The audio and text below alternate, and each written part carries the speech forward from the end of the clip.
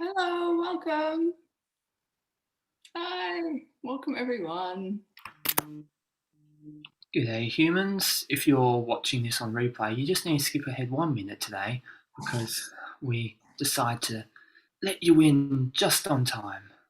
So this is Erika's session. If you want to do so and you're on the stream, type where you are in the chat because I'm guessing we've now got more Americans joining us and people from South and Central America and Canada and all that sort of thing, along with Europeans and UK and South Africa and maybe some of Asia. And if you're mad, maybe an Aussie or two or a Kiwi.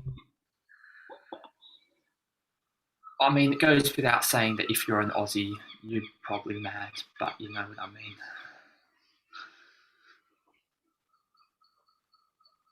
And what are you looking forward to? Are you looking forward to seeing Erika scared again? Everyone loves that shit. He was like, as long as you're scared, it's great.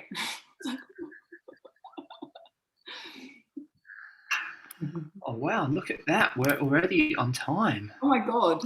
Okay. All right, let me press record and get the show on the road. Yeah. The seagulls are saying hello as well. So welcome everyone. This is Erika Chalkley's session and this is on a nice woman's guide to boundaries. So I'll start out with just the slightly more pro stuff, so in case anyone doesn't know Erika. She's an embodiment educator, a somatic coach, a meditation teacher. She helps women break free of niceness, reach their potential, step into their authority and all that sort of stuff. So I'll introduce her a little bit more as we go on, but I'll be tech hosting, so I'm Steve, so if you have any questions, I'll be replying in both the live stream and here on Zoom where you can private message me. If you are in Zoom, Erika really loves it if you have your camera on because she likes seeing humans because she actually likes humans. So please turn your webcam on if you can, if you're in the Zoom room. It doesn't matter if you're cooking or walking or whatever else. If you're in the stream, it doesn't matter because we probably can't see you and there is no camera button. Also, headphones recommended just in case Erika pulls out some sort of accent or something, but she probably won't. She's normally too nice for that. I don't know. And final thing as well, we'd love it if you invited your friends to this event. So obviously there's a lot of stuff being done. Today's all about boundaries. Yesterday was about play and fun. Tomorrow is about deepening intimacy and connection with your partners. Then we've got stuff for coaches and facilitators on day 4, along with some bonus sessions on the 5th day. So think of a friend who would really benefit from any of this, or a family member or someone you know, and who would actually thank you for it. It's not just a random Facebook share, but someone who would be like really grateful that you shared this with them, and send it to them. Think of how you can actually do that, whether it's WhatsApp or SMS or Messenger or something like that, and actually share this with them. And they'll be grateful, because what happens is we get people that go, oh yeah, so-and-so would like this. And we get people emailing us the week after when the event's already done and it's finished, asking about the event. And they're like, it's too late now. So before it's too late, share it with someone who would really benefit from it. So do it now if you can, as I'm introducing a couple little bits, or do it right at the end. I'll remind you again. So you may also hear us mentioning Christina and Adam as experts in this field. So that's because they've recorded the course. We'll tell you a bit more about the course as this event goes on tomorrow and the next day, but in case you're sort of unsure about what it is, it's something that goes deeper into play and boundaries and all these other aspects of relationships. And the reason why we do this free event is that everyone can benefit. However, in terms of like really deepening this stuff into your life, it sort of needs a longer period of time. So that's why we have a live course that goes for 8 weeks and all the pre-recorded content as well. So that's what that's about, the Empowered Relationships course. I'll drop a link there in case anyone wants to check it out as well. Now, so share with your friends, you can check that out. However, I'll let Erika get started.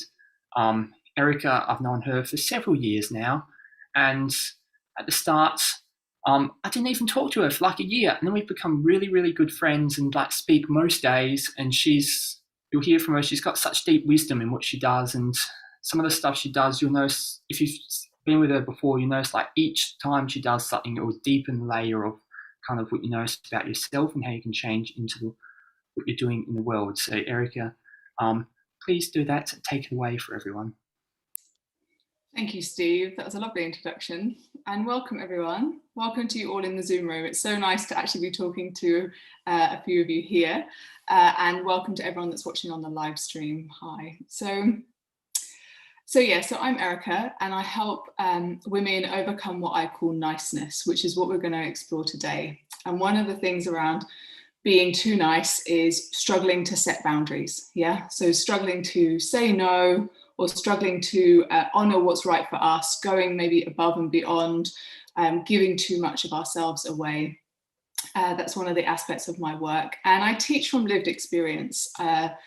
I'm a recovering nice woman, and boundaries are tricky. You know, I still experience a lot of fear when it comes to setting boundaries. I still find myself having to work with all this stuff too. So I sort of feel very much on this path, and it's not as bad as it was. My God, I have changed. So I sort of feel change is possible, and through embodiment that really I saw what was like I knew I was too nice to being able to do something differently, which is what I'm hoping to give you a little taste of today. Yeah. So yeah, coming up, what I'll do is I'd love to hear a little bit from you. So there's going to be an opportunity to share your experience in the chat. And then I'm going to share my take on why women struggle with boundaries, or why women struggle with this conditioning of being nice. My point of view, what I've learned from my own experience and through working with probably thousands of women now, actually. I'll share my thoughts on it, why I think that we're shaped in this way and what we can do about it. And then I'll invite you into an embodied experience. So just a taste of how can we do something differently, and what might that have, and how might that have an impact on how we can set boundaries in our life. Yeah. And in there, I'll offer a few reframes that have been super helpful for me on my own journey. Yeah.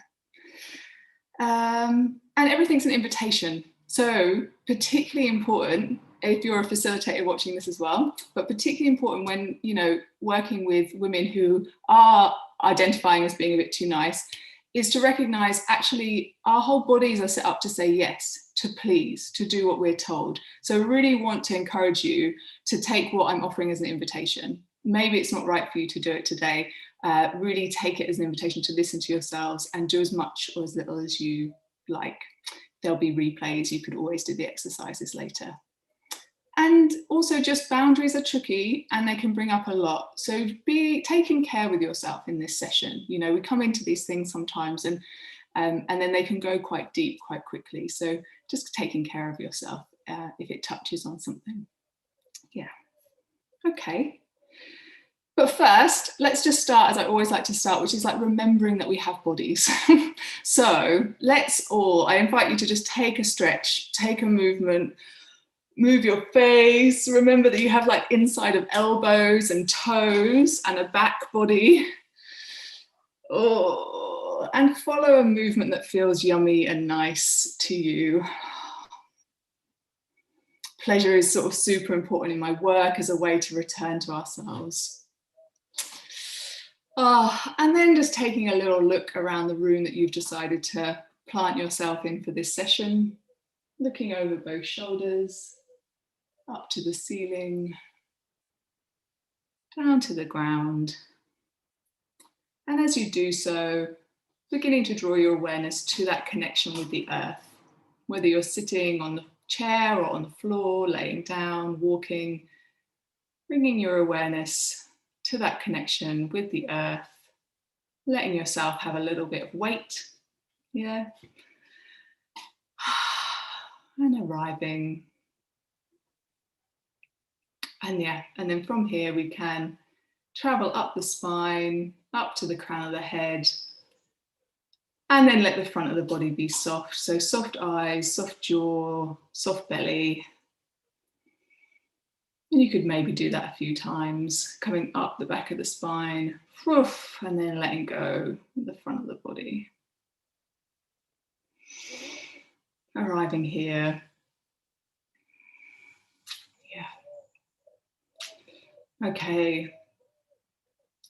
So boundaries is one of the key topics that women come to me wanting to work with. So they come, and that's kind of a catch-all for something bigger. You know, they say, I struggle setting boundaries. And what does that mean? You know, often it can be, I'm struggle to say no when it's a no. Yeah, I say yes when it's a no. I go with the flow. I don't quite know what I want. I struggle to speak up for myself. And I put this out to one of my Facebook groups yesterday, and one of the women replied saying, God, setting boundaries is like moving to a different country and having to learn a new language. It is messy. And I thought, oh my God, that's so my experience as well, as a woman who was brought up to be very nice. It was like finding the idea of boundaries and then learning how to set them. It is a messy process because we've just not been taught how. So I just sort of want to start with giving ourselves permission in all of this for it to be a little bit messy, like it would be learning any new skill or learning a new language. Yeah, often we can feel a sense of shame or embarrassment around it. So yeah. And I'd love just to hear from you. Let's get started with where do you struggle with boundaries in your life? What's your struggle with boundaries? What comes up for you in all of this? Like, why are you here in a way at this day that's all about setting boundaries? If you could type in the chat, that would be great.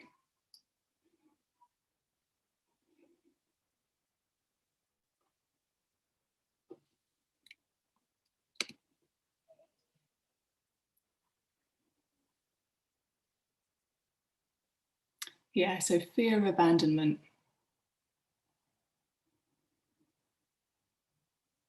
Yeah, as a mum, setting it with your children, at work, saying yes to taking on something, even if I'm already swamped. Yeah. How to say when I've said yes, that's still the struggle. Yeah. Feeling like always available, having no off time. Yeah. Lots of nodding in the Zoom room for people watching on catch up on the live stream, lots of nodding. Broken promises. Yeah. Yeah. Not standing up for myself at work. Saying sorry too much. Yes, when I don't even mean it. Apologizing too soon when it's not to keep the peace. Yeah. Yeah. Saying no to someone who wants sex, to a husband that wants sex, even if I don't feel like it. I feel like he might go elsewhere. Yeah. So lots of these kind of areas, putting everyone else's needs ahead of my own, even when it's detrimental to me. Yeah. I never even knew about boundaries until I got sick, and then I realized that I needed some. That was my experience. I had a burnout, realized I needed boundaries.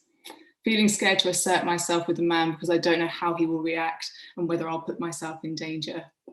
Yeah. Fearing asking for help and not getting it. Beautiful. Keep them coming. Keep them coming.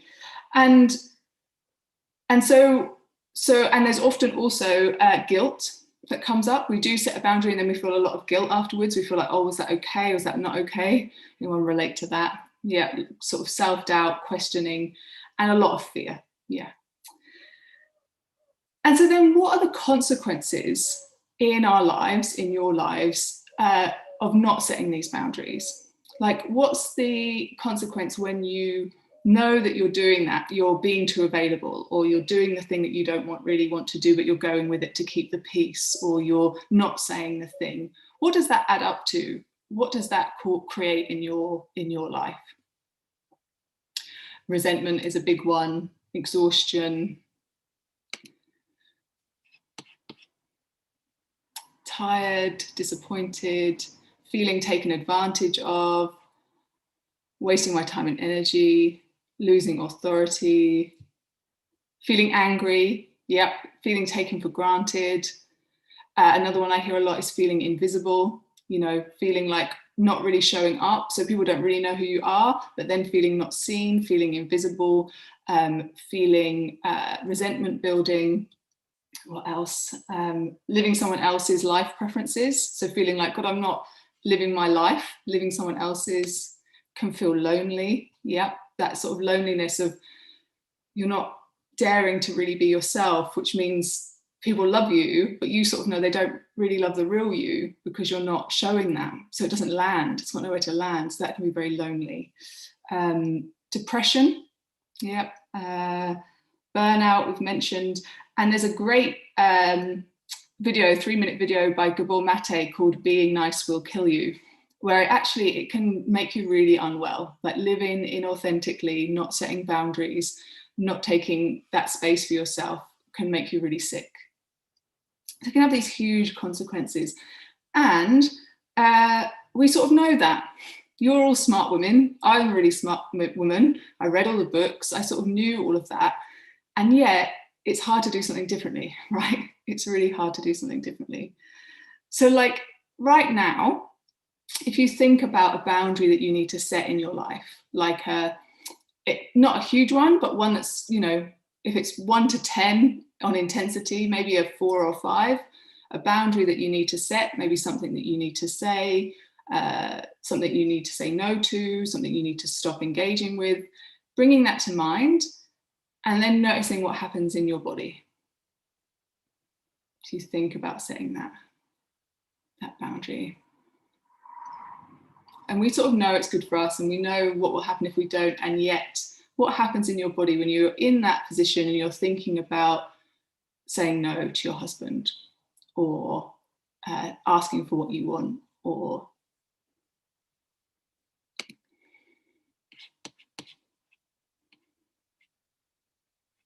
yeah, so stomach tightens, knots in the stomach, throat tightens, tension, holding the breath, withdrawing, shrinking, sweaty palms, yeah, shallow breathing, yeah. So fear response, right? Really strong fear response comes in when setting boundaries. Yeah. Yeah. Yeah. Yeah. So someone's saying there's a sense of elation and a huge weight off of me, and terror in capital letters. Fear of being paralyzing, a sort of freeze response. Yeah, great. Okay. And we'll stay here for just one more moment and we're going to shake it out. So it's bringing to mind that response that you're having. And then imagining, if I wanted to physically like move you or put you somewhere else or push you somewhere or invade your space, what actually could you do? Could you do much about it? Or would you be quite easily moved? Would you be quite easily kind of taken off your own course and put somewhere else? So if you imagine that freeze response or the shallow breathing and the tightening, how strong are you physically in that moment to do much about it?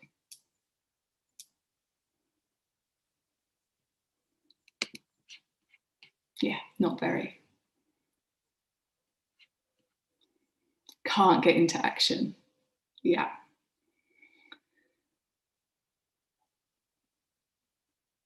Yeah.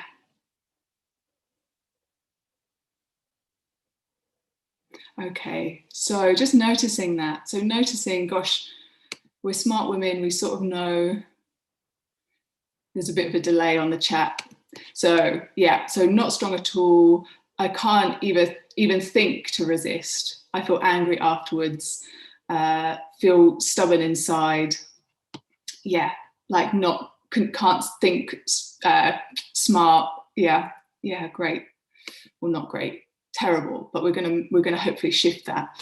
So just taking a somatic snapshot of this, because we're going to come back to this situation after the rest of the session, and we're going to see if we can shift this a little bit. But for now, just taking a little click of how that is, how it feels when you go to set a boundary, and then shaking it out. So, and really move as much as you need to. You might want to stamp your feet against the floor, shake your hands. We don't want to stay in a fear response too long. Yeah, great. And just to say, there's huge resonance. So the women in the Zoom room are nodding their heads, and I'm sure every woman I've worked with mostly has had a similar experience. And this was really my journey, because I sort of felt very alone with all of this until I started to talk about it.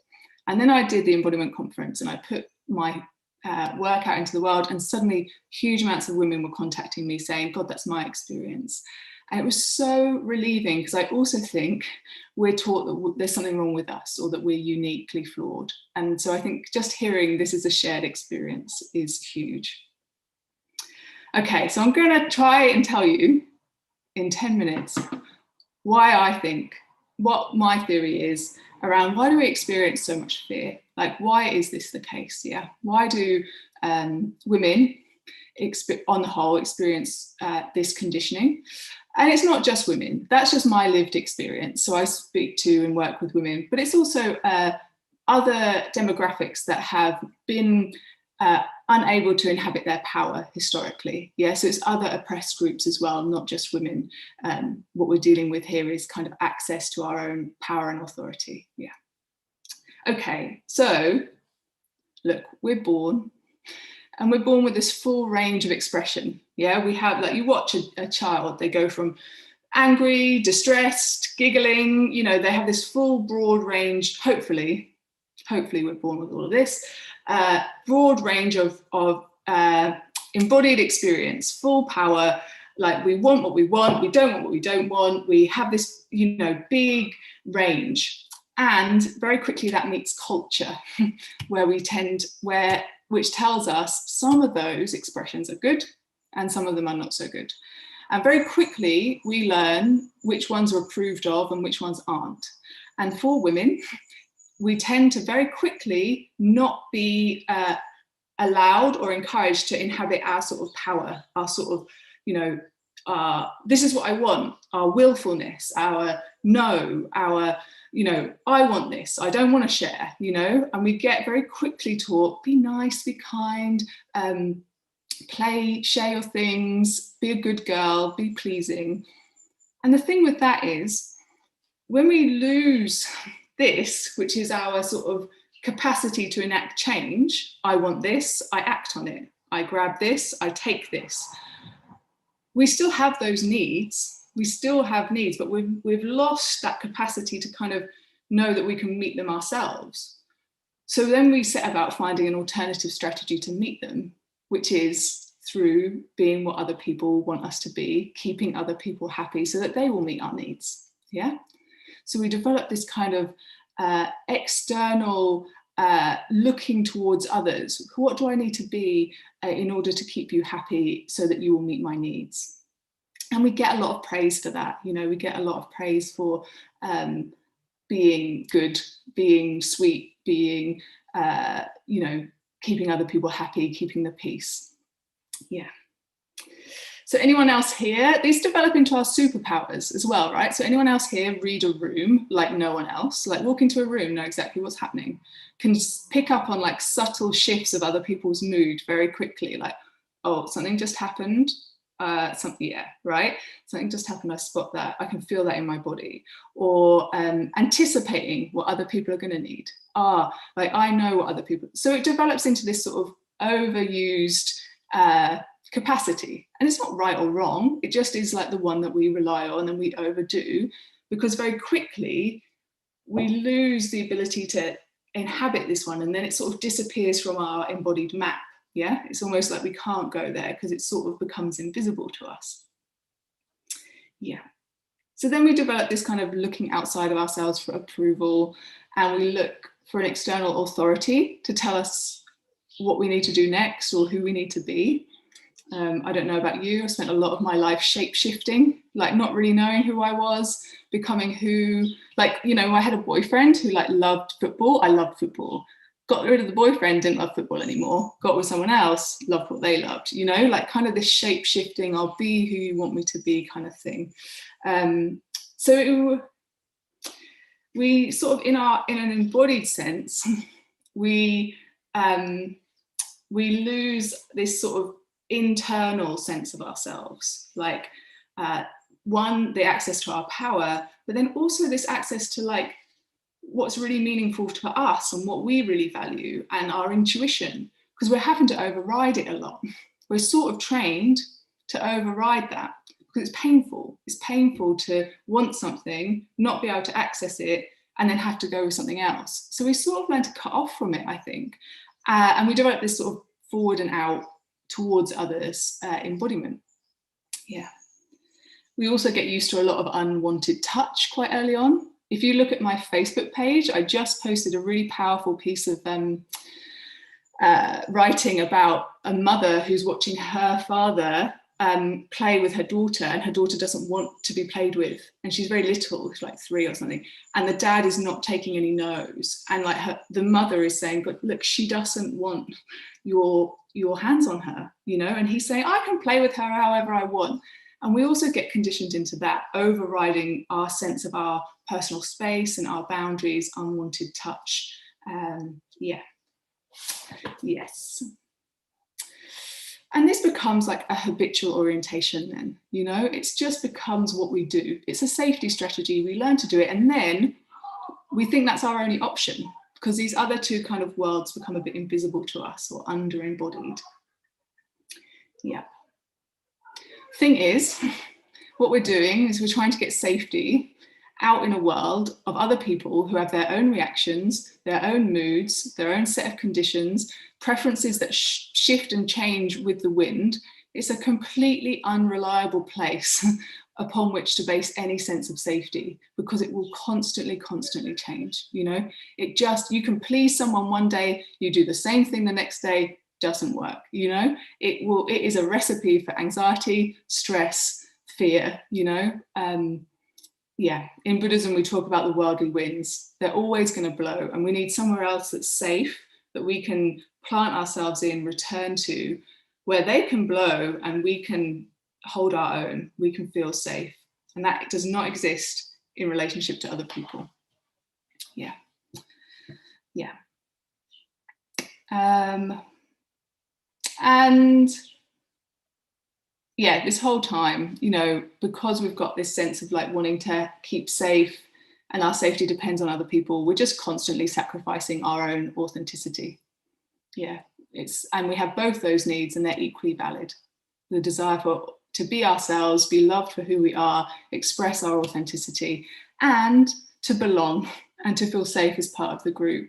And women are taught to sacrifice authenticity much more in order to belong. The irony is we don't really belong, because we're not who we are. So we belong, but we belong as a sort of persona or a shell of ourselves, or who we think others will be. Yeah. Yeah, and I think the final thing I'll say, it's quite a lot, is because this authenticity has been denied, you know, because this kind of like, this is who I am, this is what I want, this is like, ta-da, here I am, because we were sort of, that wasn't allowed to have its full expression. That's also a really potent message to our system, that it's not okay for us to be who we are. Like that we showed up, we were who we were, it wasn't okay. All the women I work with have this like deep sense of like, I'm not good enough. Is it even okay that I'm here? Do I need to earn my right to be here? You know, like I called my business Your Right to Be, because of this underlying pervasive sense of questioning that. Yeah. And then we go out and we feel like we have to serve others, be good, please others in order to even earn our right to be here. Yeah. Yeah. Yes. Yeah, so completely sane and necessary response. No shame here. We all develop coping strategies. There are other coping strategies that come really up into domination and power. And this is another coping strategy. And yet it costs us dearly. Yeah, yeah.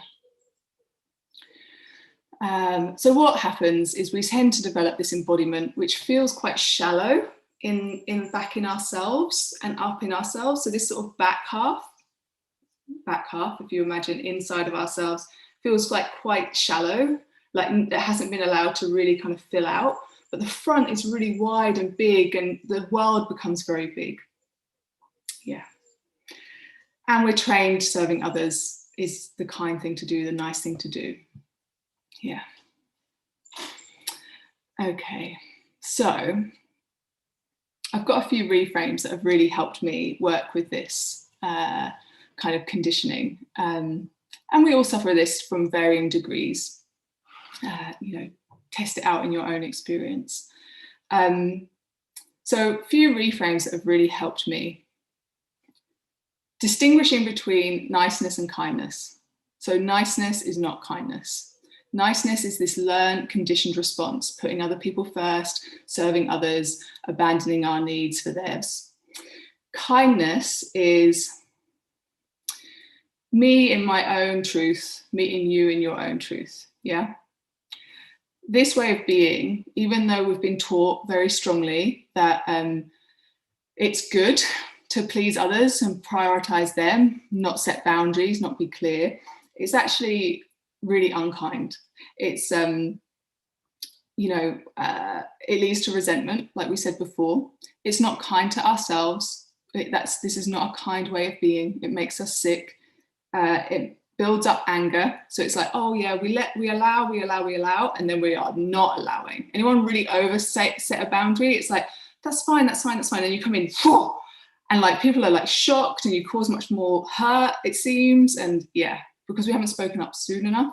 And people are just quite confused. Like I cause a lot of suffering unnecessarily in my life because I'm just not clear. And then other people are a bit confused. They don't quite know what's happening. And it makes everything a little bit more difficult, yeah?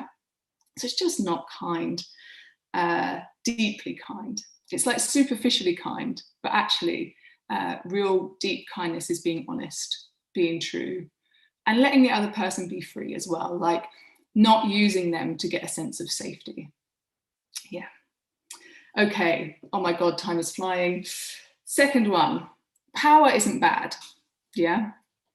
Because we got a very early on message that this kind of coming up into our own authority, exerting our strength, insisting on change in this really kind of direct way was bad. We sort of took that on. And sometimes we can see that in other people. You ever see someone really set a really strong boundary and like think they're an asshole? Like, oh, it's like we think power in this kind of direct way is bad, but it's just, this is just behavioral range, yeah? And what we want to do is we want to have both of those in a sort of equal proportion so that we can draw on both, yeah? Like that it is possible for us to come into our authority and be powerful at the same time that we can be kind and loving. Those two aren't a dichotomy that we have to choose between, yeah? That's the other one. It's not a choice. Like when I started doing this work, someone said to me, oh, are you teaching women how to be badass bitches? And I was like, I can't even pull that off. Like, have you seen me? Like, I can't even say badass bitches. That's the first one. I'm far too English for that. That's for Mel later. But I was also like, God, I'm so sick of these boxes that women are forced to choose between. Like the choice, like, am I a good girl or am I a badass bitch? I'm just sick of it. I don't think that that's a choice. Like, I think it's possible to be deeply kind and powerful. I think we can be boundaried and loving. There's somewhere between and above those two choices, yeah? You don't have to choose. Yeah, I wrote a blog article on that. You might want to check out. And the final one is that this conditioning, we do it in our bodies, yeah? It's a pattern that we learn. Social conditioning, I don't know where else social conditioning exists if it's not in our bodies. It sort of comes through our bodies and then out into the world, into policy, into institutions. And actually, we can learn to do something else with our bodies, yeah? So if we've learned one way of being, we can develop another way of being. So it isn't who you are. It's not your destiny to always be like this. It's possible to shift it, and that can have a hugely transformative effect. Yeah. Okay. That was a bit of a whistle-stop tour, but did you all follow? Did that all make sense? And check it out in your own experience. Like, this is my what I've noticed through working with women. I'm still exploring it, but this is my own experience as well. Yeah. Okay, so let's do an embodied exploration of this. Let's put this all into the body. Okay. So I think two things. So women come to me and they want to work on boundaries. And I really think that's founded on two key kind of archetypal movements, which is like coming back out of other into ourselves and re-finding a home, a safe environment in our own feelings, beings, being able to hold ourselves, nurture ourselves. And then from there coming up and re-owning this embodiment of power, authority, dignity, refilling out this inner and backward, like in ourselves section. And then from there, when we do that, what tends to happen is that it becomes easier to set boundaries. The external kind of relationships kind of fall into place when we've kind of taken up our rightful place again, okay? So that's my sort of premise, is like to set boundaries out in the world, we really need to come here first, into ourselves, take up our space again, feel into our power, and then we can come back out and as more of an equal in more of our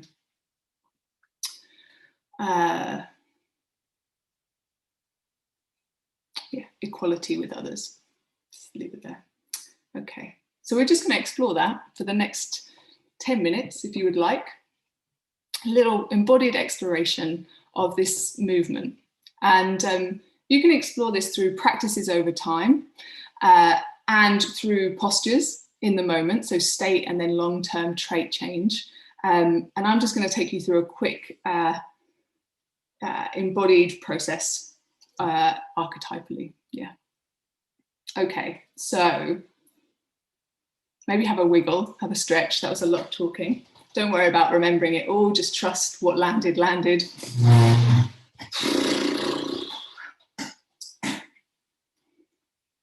And for a moment, just dip in to that boundary that you thought about setting earlier. So just dip into like, I've got to set that boundary, and just get a taste of that constriction or that fear that you felt. Just a little like, oh yeah, that was what it was like. Okay. And notice what you're doing in your body when you're doing that. Okay. Now from here, I invite you to move your body back in space with this intention, like away from others and back to myself. So you could roll on your sit bones, roll back on your sit bones, away from others and back to yourself.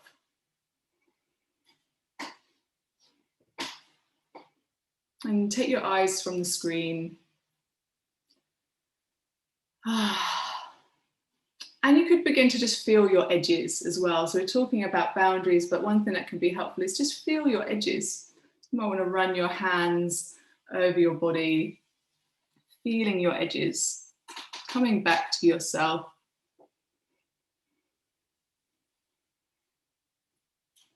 And maybe you could touch yourself with loving kindness. Kiss the body with your hands. You know, we really want to approach the body with reverence. You know, our body contains our whole history, everything we've ever lived through, witnessed, has happened to us and our ancestors, you know, culminates in this embodiment. So can we approach that with a sense of love and kindness, reverence, and then letting your body have a little bit of weight to it. Yeah. Often we can pop out forwards, we can abandon ourselves to do what other people want. So coming back and letting your body have its weight. Yeah, have a bit of gravitas, your own separateness, your own personhood, separate from anyone else. And sinking into this place in yourself, which is not about doing, yeah? So often we're trying to be useful, helpful, think about others. Are we okay just being ourselves when we're not being useful? Are we worthy just as we are? What if we've got nothing to prove, yeah? And this is the realm of rest. This is the realm of deep listening to ourselves, pleasure. It might also be the realm of self-forgiveness.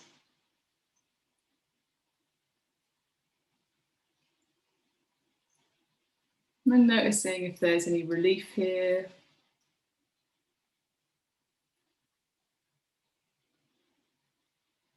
So back in you and not needing to do a thing. Enjoying yourself as an aesthetic experience, or as one of my teachers likes to say, dwell in the greater mandala of uselessness. Yeah? Just enjoying your own self for your own self's sake. Yeah? Yeah.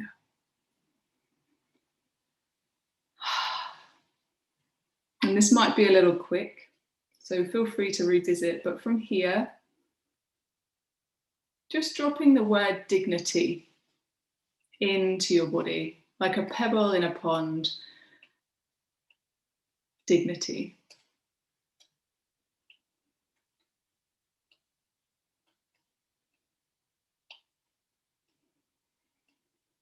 And noticing how that might have an effect on your body.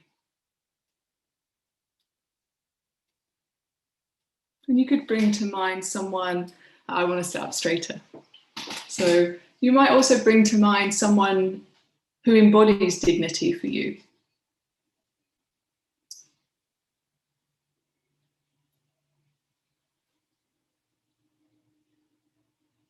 To have dignity. And then bringing your awareness with that, however that's beginning to move in you, up the back of the body, to the back of the heart area, the crown of your head.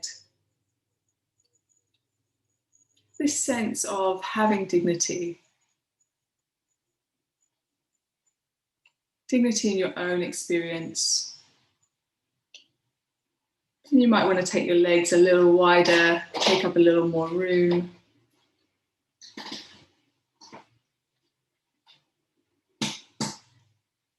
So really it's like, if we're going to set a boundary, we need to believe that we are worthy of protecting. Yeah? We need to believe that we have something or are something that is precious. Yeah? Equally as precious as the other people we've been taught to prioritize. So feeling that kindly inner connection with ourselves, our history, and then this sense of dignity, that you are someone worthy of respect, of dignity. And it doesn't have to be harsh. Yeah. And then from here, let's come into care pose. So keeping hold of this inner connection and this sense of dignity, we're just going to bring a circle around ourselves.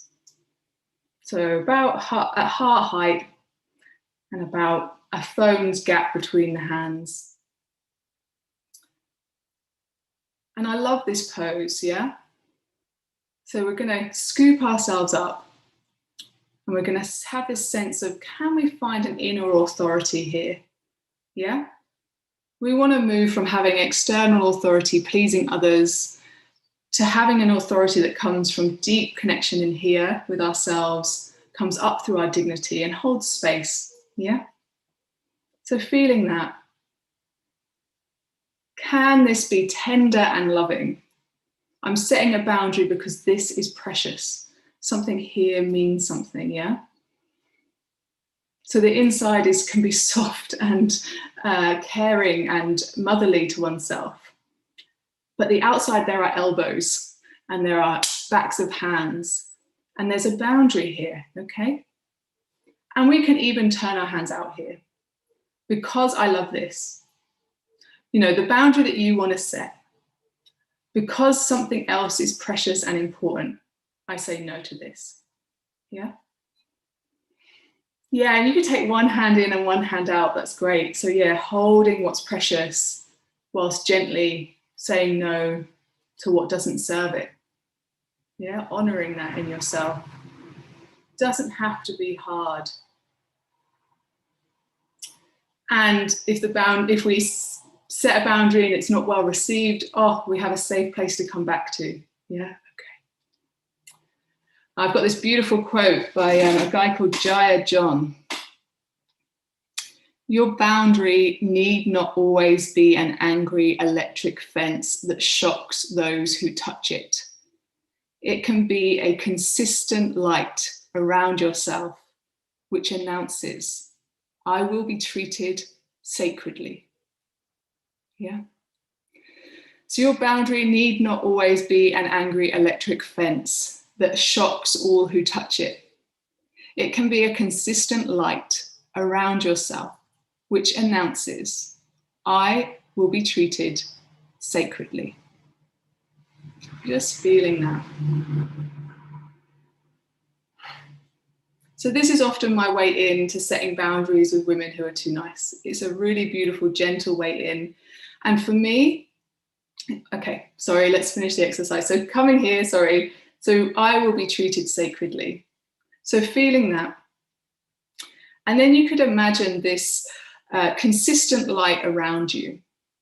How wide does that want to expand in this situation? The situation that you brought to mind earlier.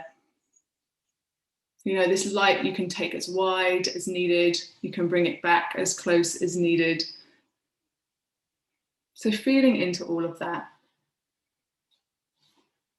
And then bring to mind that boundary that you needed to set or you were thinking about to begin with.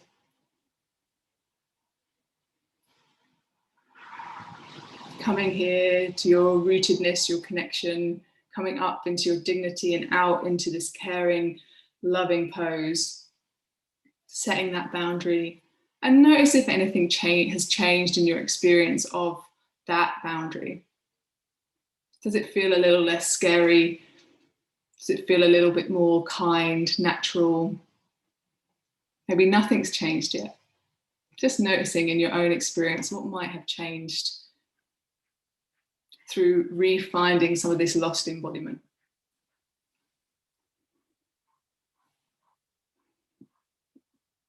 And from here, when you imagine this person that you're setting this boundary with or this situation, is it possible to also see them as sacred too? Like, oh, me in my wholeness, meeting you in your wholeness. Can there be more of a respect here? We don't need to caretake that person. They're an adult. Can we honor that in them too?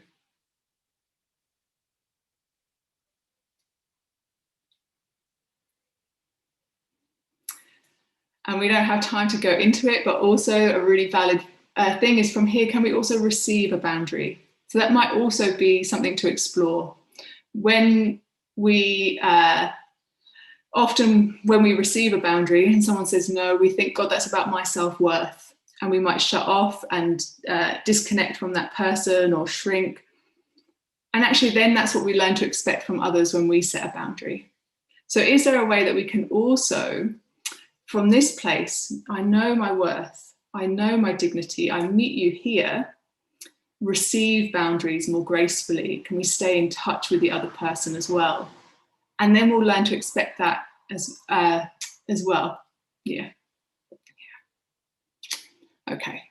So that's where I love to start with. If setting a boundary is really scary and it feels like it goes against all your principles of being nice, this is a beautiful way in. And what I find is we can set strong boundaries. You know, we can learn to say no very clearly. We can come in very strong, but it can be a bit brittle.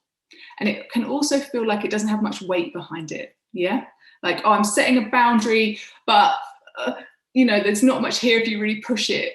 Whereas this way in, I've just found over and over again, it's slower, but it's like it builds up and it fills out.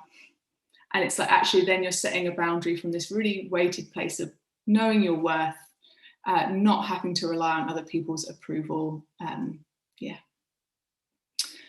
Following your own desires and living authentically and knowing that you have this safe space to return to, even if someone doesn't agree with the boundary. Yeah.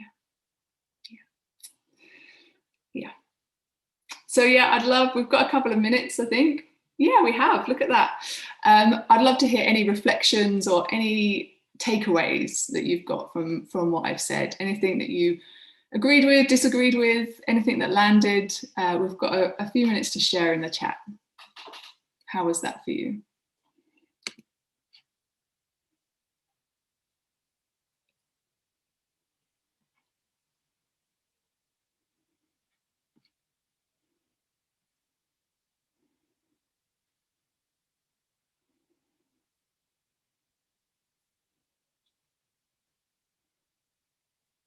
Yeah, so I can't catch up with all that chat, but I will read it back later. Thank you everyone for sharing. Yeah, so very happy to hear you talking about dignity. Lovely, soft, easy feel from care pose done like that. Love the idea of filling myself up from the inside, up to the skin and the tiny toes. I like the idea of having one hand inward and one hand outward. Yeah, because we're caring for both in a boundary, right? We're caring, there's something about, can we care for both? It doesn't have to be an electric fence that shocks everyone. Yeah. Yeah.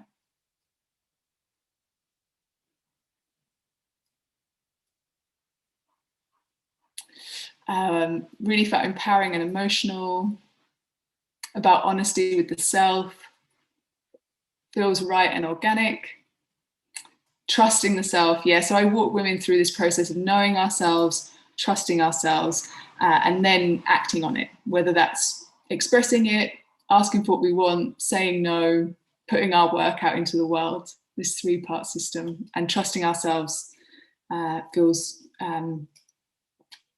the main kind of potency of that. Yeah. The pose almost made me cry, but in a good way. Yeah. I feel so cared for and trusting of myself. A ping light bulb moment around honoring my own boundaries and being able to honor those of others too.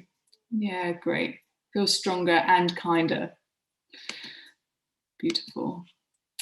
And yes, there was a great question in here about setting boundaries with ourselves. And I think that's a similar process. So I would be curious to explore that. We don't have time, but to explore, like, what are we doing when we're stepping over our own boundaries? You know, what is going on when we're doing that? We're bringing some kindly curiosity to that. Like, if we've set a boundary and then we're not honoring it, yeah, bring curiosity to what goes on for you in those moments. And I wonder if it might be similar. Yeah. Yeah. Okay. Well, thank you, everyone. Yeah, very unusually, I finished bang on time, maybe even a couple of minutes early, and Steve's not ready. So I just like to thank everyone for coming in the Zoom room. It's really great to be able to teach to you all. And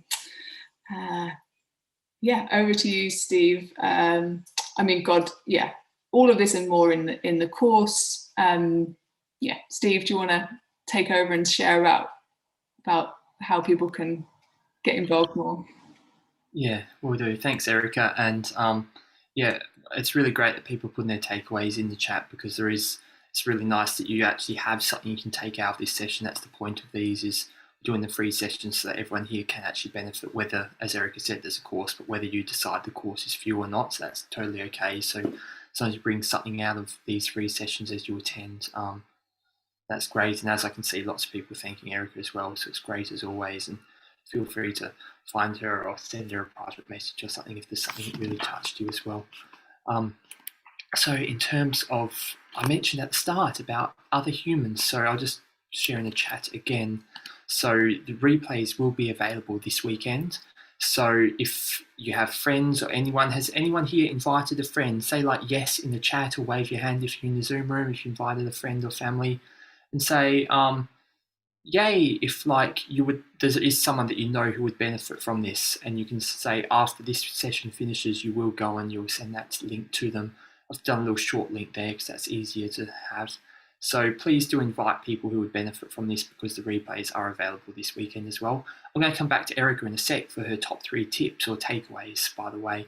So, but just before doing that, I'll also show you what's coming up next. So invite your friends so they can benefit from what's coming up next. Erika actually mentioned that Mel is going to be doing a session on the New York No. So let me bring that up so you can have a little look. So again, today's all about boundaries, but there's different takes on boundaries. And so we're trying to provide a range of different teachers and what they can do from what you saw in Mark's session earlier today, if you didn't even catch the replay this weekend. And then there will also be a session by Christina later tonight in the Pacific time slot, which is actually tomorrow for her.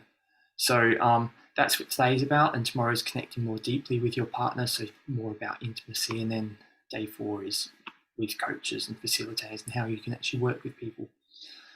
So as I said, Learn the New York No is coming up in, 4 hours, if I know how to count properly.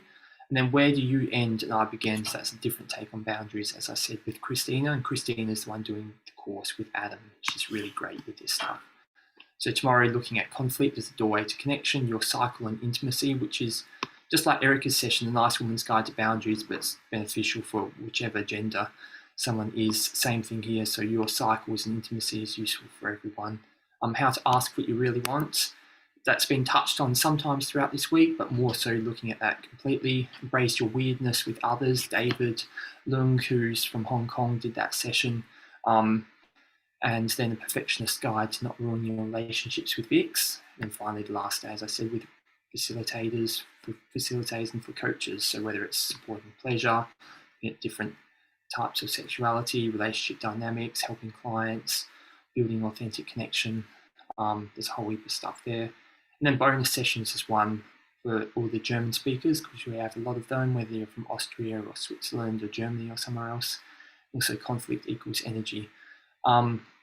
As the final session of this week. So type in the chat there if one of these is like really cooling to you. So sometimes when we have these free things, we see people go, I watched all 22 sessions. I don't even speak German. I watched the German session, which probably is not necessarily the greatest thing, because there's so much overload that you miss everything. So rather than trying to get every single session and staying up at random hours, I recommend like identifying just a couple which will be most beneficial to you. So if you feel like typing in the chat which one you're looking forward to, we'd love to hear it. Or just sort of guides your focus and what you're going to aim for getting out of this week. So you guys have probably seen some of the teachers. I mentioned Mel before, so she's coming up next. And then got a range of different teachers from different places, speaking different languages coming up as well. One last thing that I'd like to do as well is just give you a little bit of an intro to what the course is. So final little thing, let's just play this little short video on what the course is about. So some of you are hearing this, and as I said, this week is great, but if it feels right at this moment in your life to actually go a little bit deeper and spend the time integrating this, that's what the course is for. Because obviously you take away sort of like an 80-20 thing from this week, like the top things, we try and give you all the top stuff during this week. However, the course is more so for actually practicing it, bringing it into your life, because you can't just do that from your last 60-minute session. You need to spend a good couple of months doing that. So if it feels like the right time, and it might not be, we'll do it again in the future, I'm sure, but there will be an early bird offer on the course, which will expire after the replays this weekend. So that's just kind of, because this course, live course, so it needs to happen before then. So have you ever found it hard to say what you're really feeling in one of your relationships? Relationships are at the core of everything we do. Whether we're relating to a stranger, relating to our partners, it's all about relationships. This is for you if you've ever struggled with saying what you really want or desire, communicating with your partner. This is for you if you want to learn to assert your boundaries in a clearer, more loving way. It's about authentic, full expression and becoming confident in really dropping more into the essence of who you are. The learning takes place in your body as well as in your mind, and it's super accessible for everyone. Whatever your gender, your sexual orientation, if you want to have more fulfilling relationships, then this is for you. Join me and Christina as we bring you a host of practical tools you can put to use straight away and watch your relationships flourish.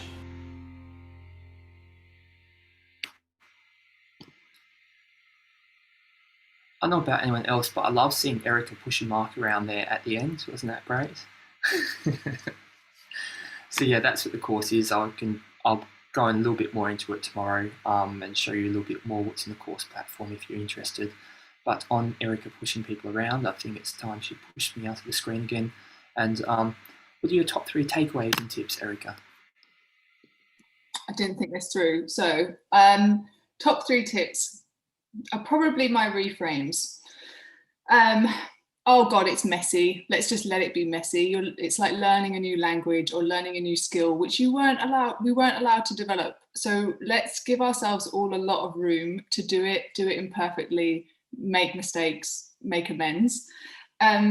Remembering niceness isn't kindness. Yeah, so really feeling into that. Niceness is not kindness. Niceness is a learned safety strategy, and it's not more noble. It's not more noble than setting a boundary and saying, no, power isn't bad.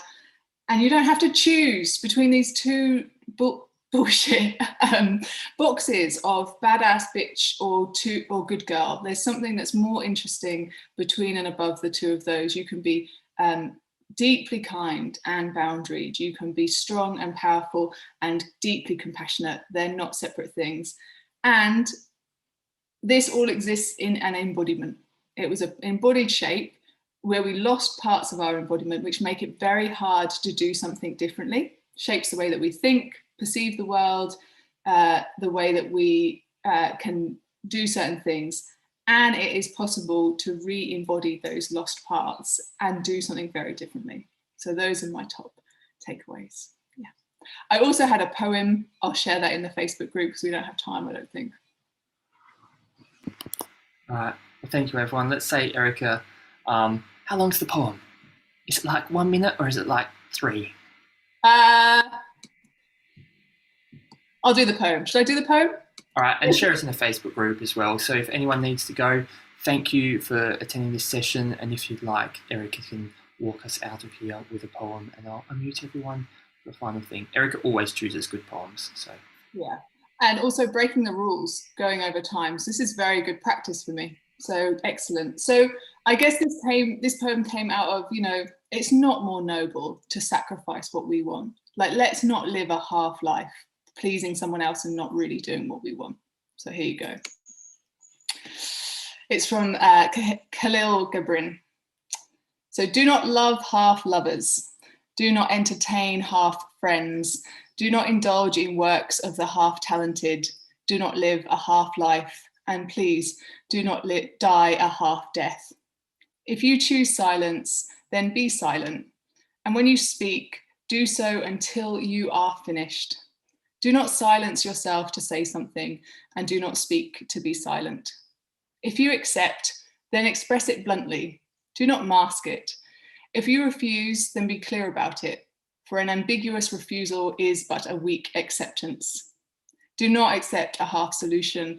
Do not believe half truths. Do not dream half a dream. Do not fantasize about half hopes.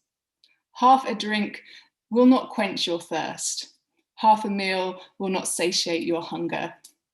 Half the way will get you nowhere, and half an idea will bear no results.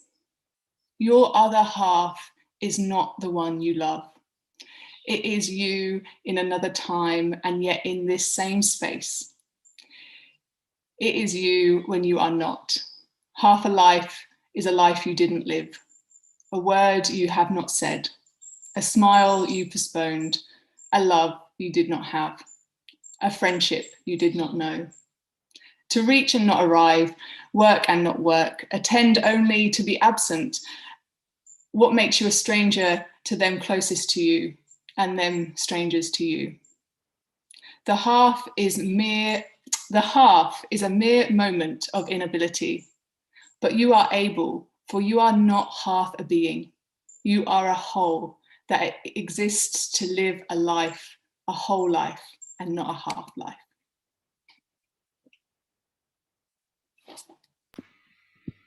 thank you, Erika. Thank you, everyone, and see you in less than 4 hours if you're still awake. Thank you. Thank you very much.